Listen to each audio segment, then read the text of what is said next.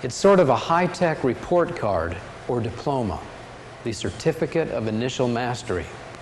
It is supposed to indicate that the student has, quote, mastered the outcomes, end quote, necessary for graduation. But it's much more than that. Without this, it may be impossible to get a job, to get health care, to go to college, to get a driver's license, to travel around the country, or to vote.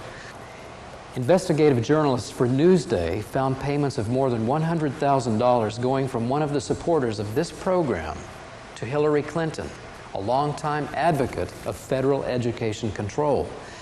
Looking into a prototype classroom computer, you'll see how this little card locks a graduate into the OBE nightmare for life through something called lifelong learning. The number on this little card unlocks an electronic microrecord of, well, let's look at the prototype for Janie Doe, number 44754-2001. And keep in mind that H.R. 6 calls for this very kind of technology and makes absolutely no provision for the protection of the privacy of individual American citizens. If I had time to navigate around inside this computer, in these menus, I could find out lots of information on Janie's brother John or her dad, like his lifetime earnings, for example, and his use of leisure time, and I'm told information on his morality and citizenship qualities, like whether or not he's registered to vote and how stable he is. Here's a sexuality file in which Janie identified how sexually active her parents and brothers and sisters were and whether they used contraceptives in the last 6 months. They learned that the government wants them to go along with a very mediocre, compliant group the rest of their lives.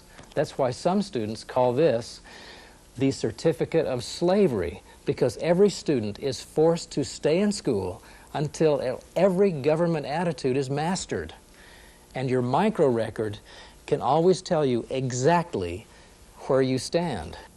Janie, for example, will enter her number into a modem, and the mainframe downloads her computer drill for the day, aimed at correcting the mistakes she made on the OBE tests. This is not academics, folks.